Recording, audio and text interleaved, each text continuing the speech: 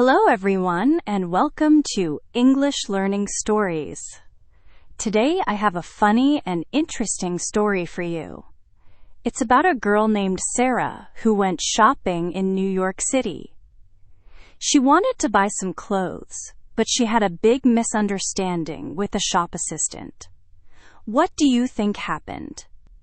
Did she get what she wanted? Or did something unexpected happen? Let's find out together. This story will help you practice your English listening skills and learn new vocabulary about shopping and clothes.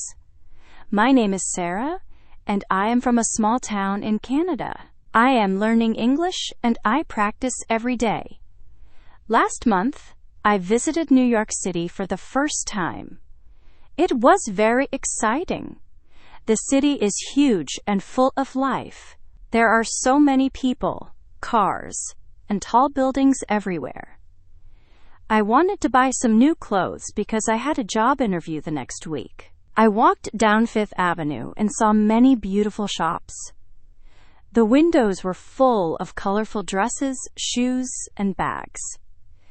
Everything looked so expensive and fancy. I was a little nervous because I had never shopped in such a big city before.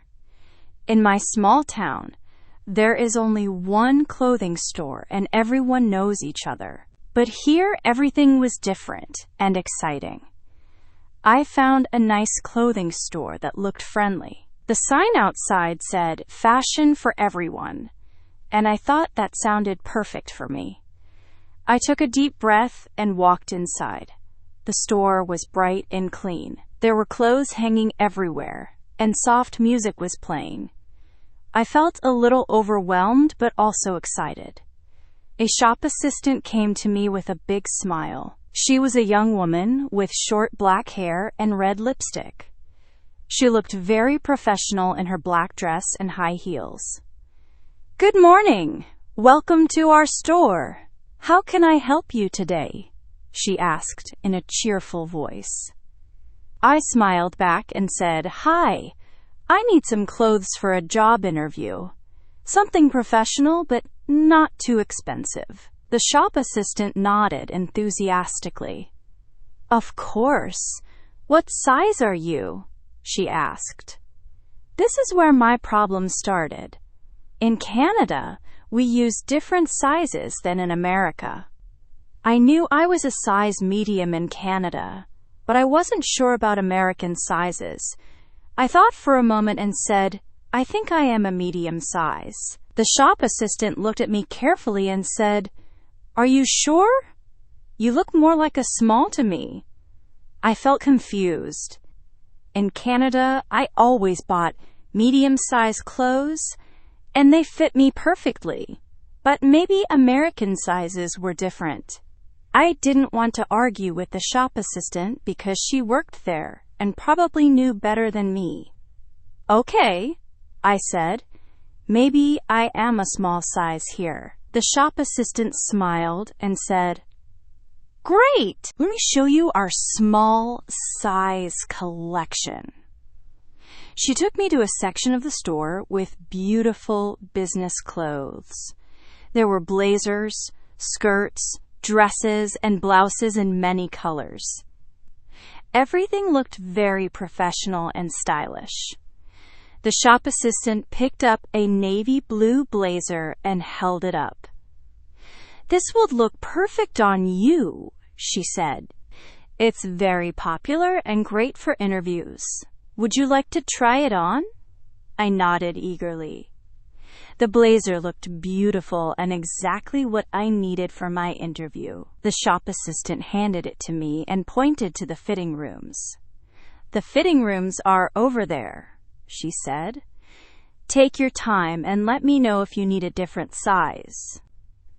I walked to the fitting rooms feeling excited. Finally, I was going to have a perfect outfit for my interview. I went into a small fitting room and closed the door. I hung up my jacket and put on the navy blue blazer. Immediately, I knew something was wrong. The blazer was very tight. I could barely move my arms, and I couldn't button it up. The sleeves were too short, and the shoulders were too narrow. I looked in the mirror, and I looked ridiculous. I tried to take off the blazer, but it was stuck. The sleeves were so tight that I couldn't pull my arms out. I started to panic. I was trapped in a blazer that was too small for me in a fitting room in New York City. This was not how I imagined my shopping trip would go. I struggled for several minutes trying to get out of the blazer. Finally, I managed to free one arm, then the other. I was sweating, and my hair was messy. I looked at the blazer hanging on the hook and sighed. Clearly, I was not a small size in American clothes. I opened the fitting room door and walked back to the shop assistant. She looked at me with expectation. "How did it fit?" she asked cheerfully. I felt embarrassed and didn't know how to explain what happened. "It was a little tight," I said quietly. The shop assistant looked surprised. "Really? Let me get you an extra small then. Sometimes our small sizes run a bit large." My mouth dropped open. Extra small? The small size was already too tight for me, and now she wanted to give me an extra small? I realized there was a big misunderstanding happening. "Excuse me," I said politely. "I think there might be some confusion. The small size was too small for me. I think I need a larger size, not a smaller one." The shop assistant looked confused. "But you said you were a medium in Canada. American sizes are usually bigger than Canadian sizes, so you should be a small or even extra small here." Now I was really confused. I had never heard that American sizes were bigger than Canadian sizes. In fact, I thought it was the opposite. I decided to be honest about my confusion.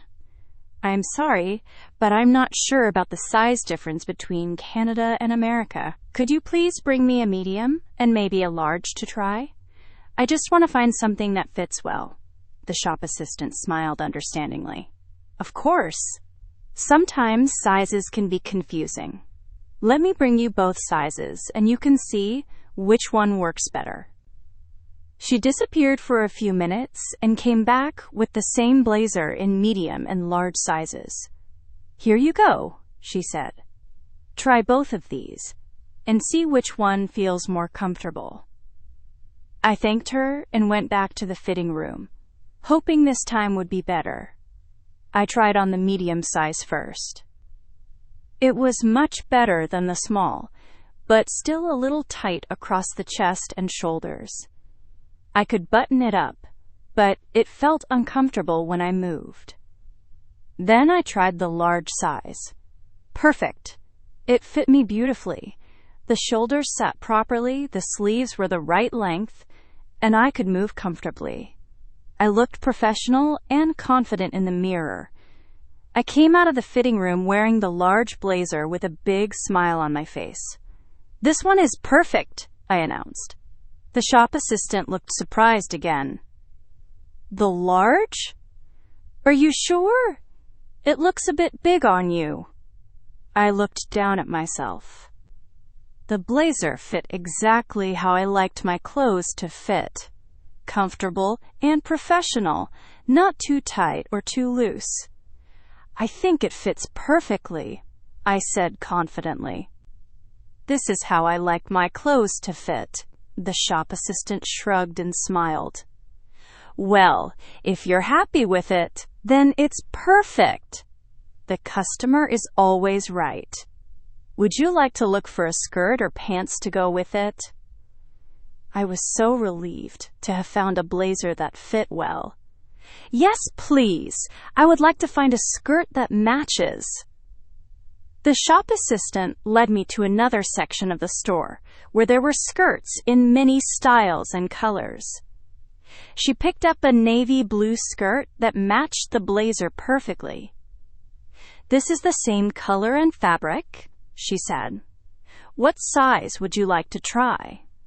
This time I was ready for the size question. "I would like to try a large, please," I said without hesitation. The shop assistant looked at me with a little smile. "A large it is," she said, and handed me the skirt. I went back to the fitting room feeling much more confident. The skirt fit perfectly, just like the blazer.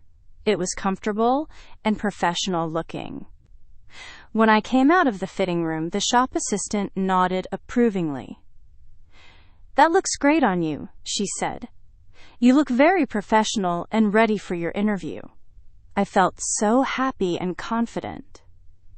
Finally, I had found the perfect outfit. I decided to buy both pieces. "I'll take the blazer and the skirt," I said. The shop assistant wrote down the items and calculated the total price. "That will be $250, she said. I nearly choked. $250! That was much more expensive than I expected. In my small town, I could buy a whole wardrobe for that price. I must have looked shocked because the shop assistant quickly added, "But we have a special promotion today. If you buy 2 items, you get 20% off the total." I calculated quickly in my head. 20% off would save me $50, making the total $200. It was still expensive, but I really needed the outfit for my interview. "Okay," I said, trying to sound confident. "I'll take them." The shop assistant smiled and led me to the cash register. As she was preparing the receipt, she said, "You know, I think there was some confusion about the sizes earlier. You seem to know your size quite well.